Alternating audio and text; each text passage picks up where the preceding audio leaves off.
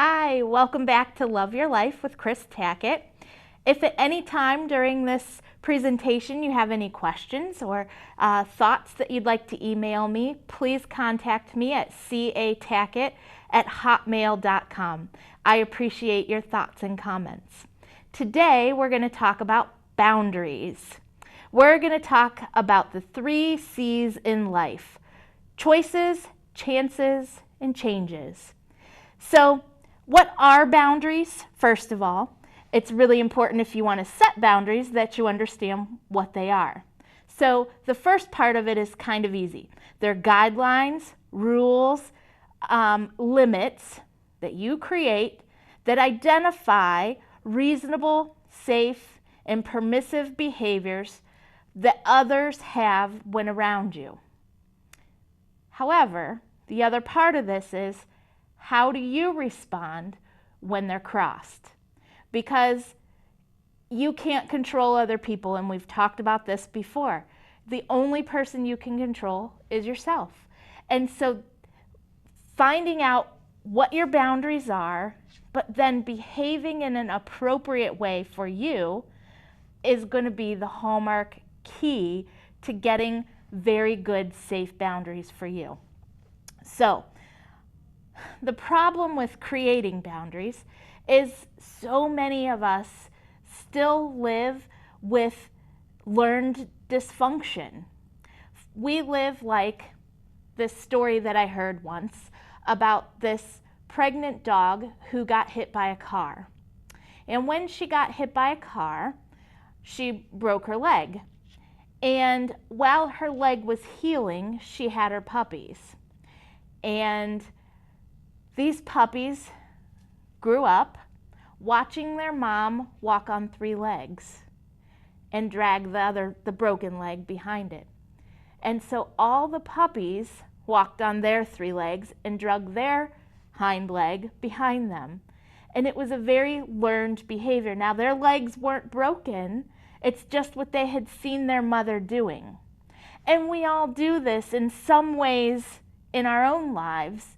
We model the behaviors of our parents, our grandparents, whoever raised us, our teachers, our coaches, sometimes in good ways and sometimes in dysfunctional ways. There comes a point when you have to take some control and create your own boundaries that might be different from some boundaries that you had and allowed as a younger, less wise person. So, the first step to creating a strong, positive boundary is get selfish. And you're like, really? Your advice is for me to be selfish? Absolutely. Because when I think of selfish, what I think of is that you need to take care of your own needs first. That if you're not taken care of, it's very hard to take care of someone else, and it's very hard to maintain and even find out or maintain your boundaries.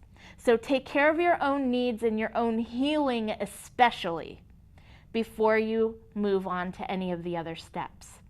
Name your limits. And I have written down my limits. I have a journal. I have many, many journals. And I made a list on paper of my limits. And we'll talk a little bit about that as we move further down. But I want you to think about physical, emotional, spiritual, and mental limits. Those are all areas of your life where you need to place specific boundaries. I also want you to recognize that you have an emotional Bill of Rights. And that Bill of Rights says, number 1, you're entitled to consideration and respect. You're entitled to that. Number 2, you may need to redefine what family and friends, what relationships mean to you. And this is all in relation to creating new boundaries. Number 3, you have a right to stop feeling guilty and ashamed. And number 4, you have a right to be yourself and to live a happy life. And if you think about all of those things and accept those as your personal Bill of Rights, boy, things can start happening for you now. When you just accept that I have a right to be myself, no matter what anybody else thinks, says, or does, that's pretty powerful stuff. It's also a little bit scary. And at that point, that's when we can work together and make this hurdle easier for you to move forward. The next step is to get your own supportive system in place. So that supportive system can be family or friends, a counselor, a life coach, pastor, minister, somebody like that. But somebody who not only listens to you, but validates you. Being validated is something we're always all kind of looking for. It's not even that anybody understands us per se. It's that they validate that I see you, I hear you, I accept that you're feeling a certain way. I may not understand it, but I accept it and I see it. That's validation. Okay? The next step is set some boundaries for your own self, because we cross our own boundaries quite frequently, right? So let me give you an example of this. So you want to think about situations that give you the most trouble. So for me in particular, it's saying no. I am a people pleaser, and I want everyone to like me. Who doesn't, right? So I had a friend who was going through some very hard times. However, I knew that her hard times were created by her, and it had been a long-standing problem. And she called me up and said, "Chris, can I borrow $500? My boundary was crossed at that point, and I had to decide, did I want to have the uncomfortable feeling of loaning a friend $500 knowing I would never see it back, that it would be giving it to her, not a loan, or did I want the uncomfortable feeling of saying no? So I had to decide that this was a situation that was going to give me trouble. Where were my boundaries, right? And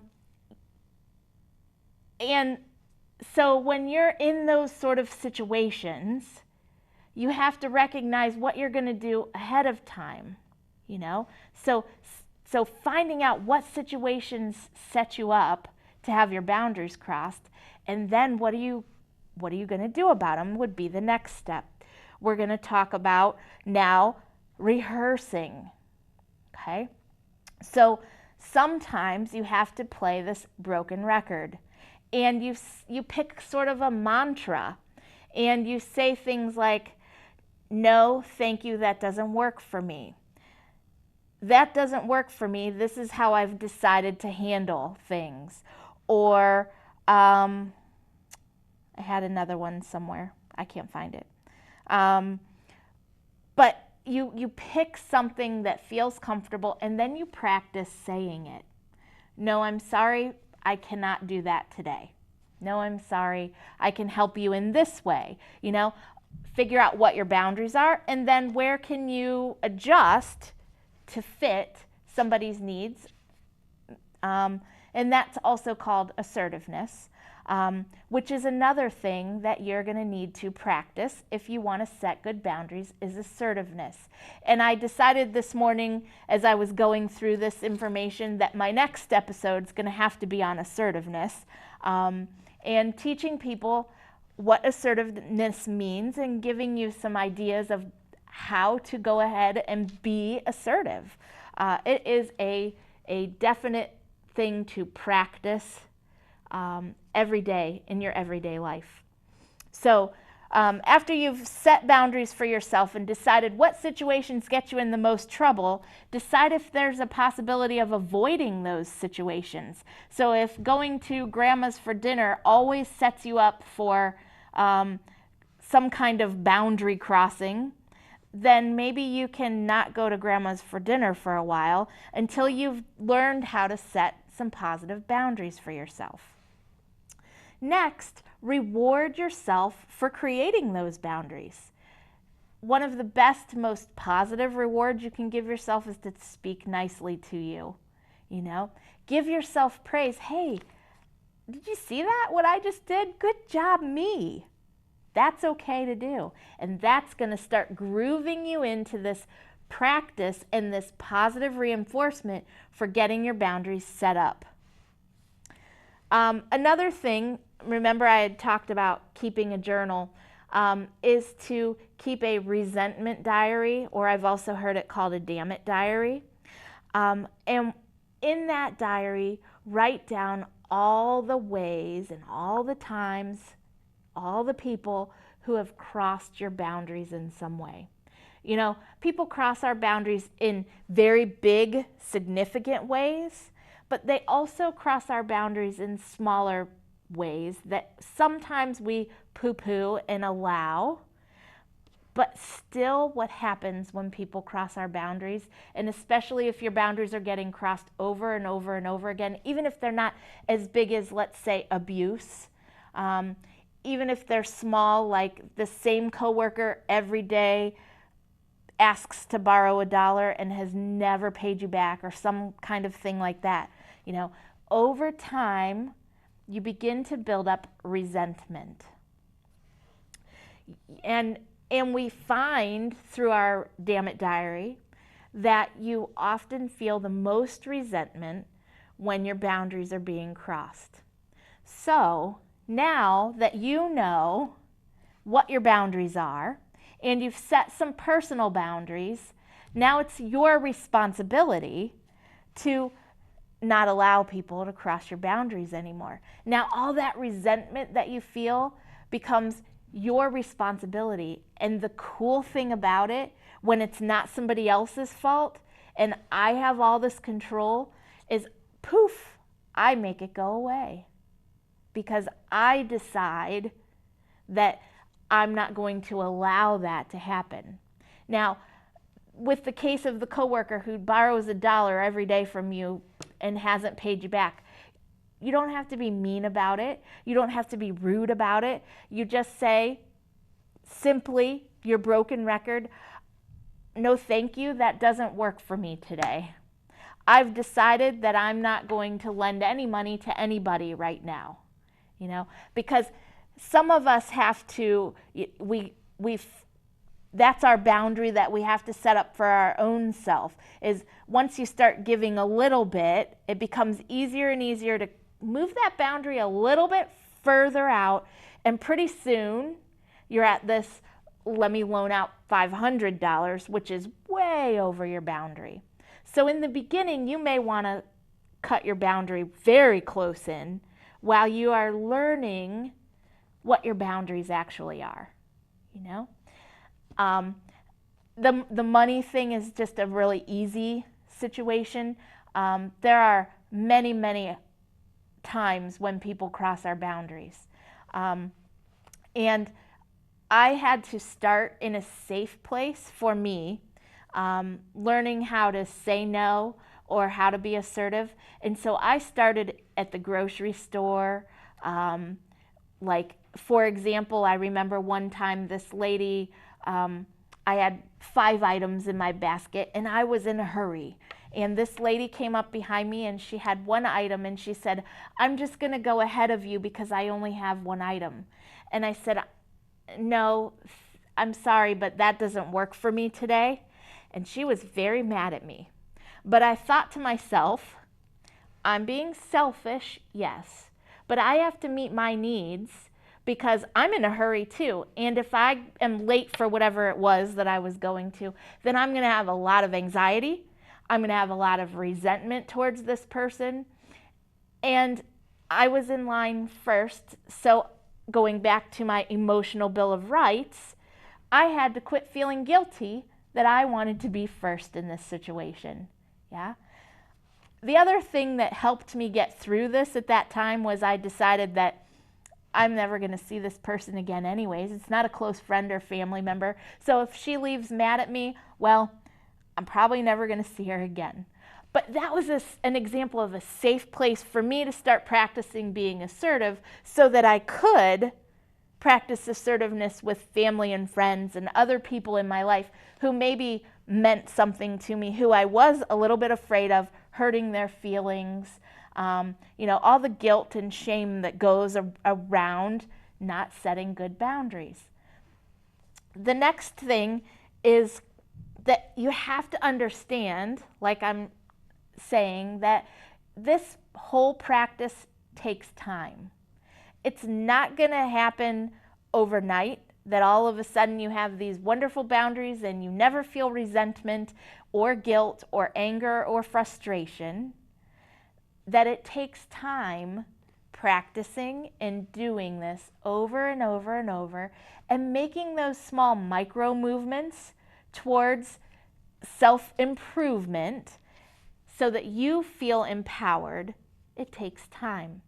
So when you allow someone to cross your boundaries, you're not speaking harsh to yourself. That you say, next time, I'm going to handle it this way. And you continue thinking about the next time how you're going to preserve your boundaries, because it's not going to be a perfect situation and people are going to continue to cross your boundaries.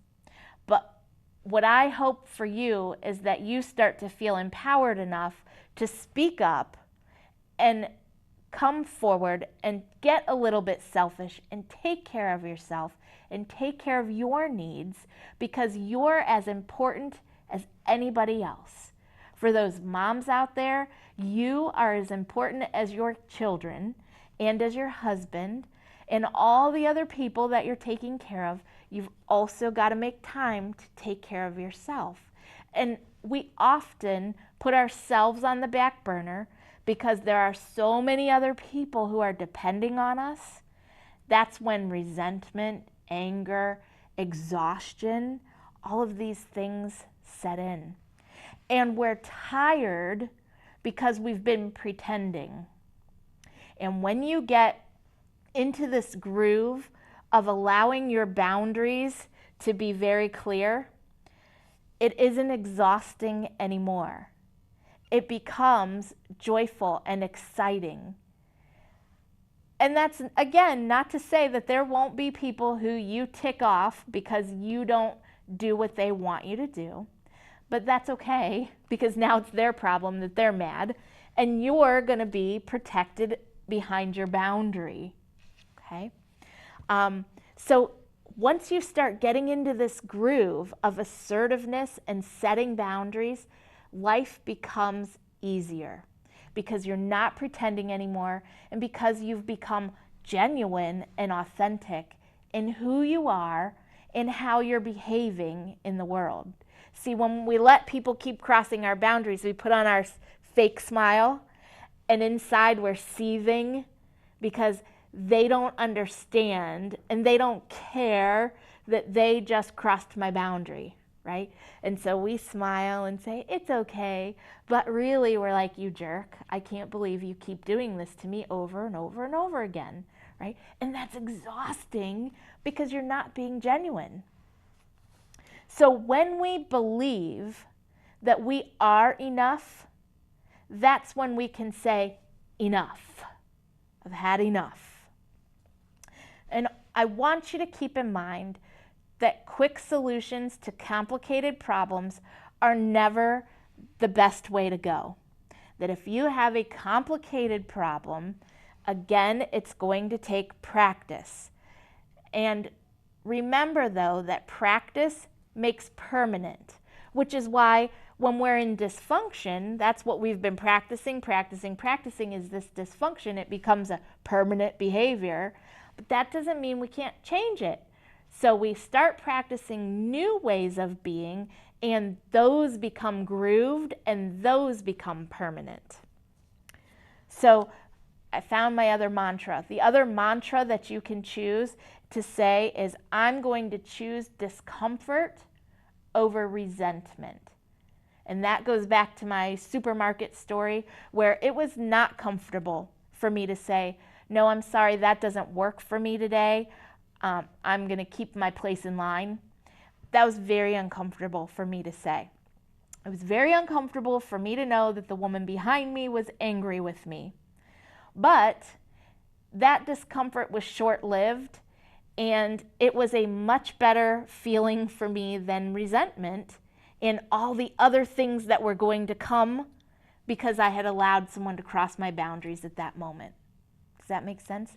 So saying to yourself, I will choose to have this discomfort over resentment is a fabulous mantra to start to adopt as you're moving through this process. So I'm going to give you a little homework assignment. And your homework is going to be to brainstorm 2 to 3 ways that you can stand up for yourself. So 2 or 3 ways that your boundaries are being crossed, but ways that you can stand up for yourself in those situations and begin setting some healthy boundaries. You can start doing this today. And you can start at the grocery store, or you can start with your kids, or you can start with your husband, or you can start with your friend, or you can start with your coworker. Pick something. But once you start, that's when all the magic happens. So with that, I hope that you tune in next time. And again, if you have questions or comments, please contact me at catackett@hotmail.com. I love to hear from you. And happy boundary setting.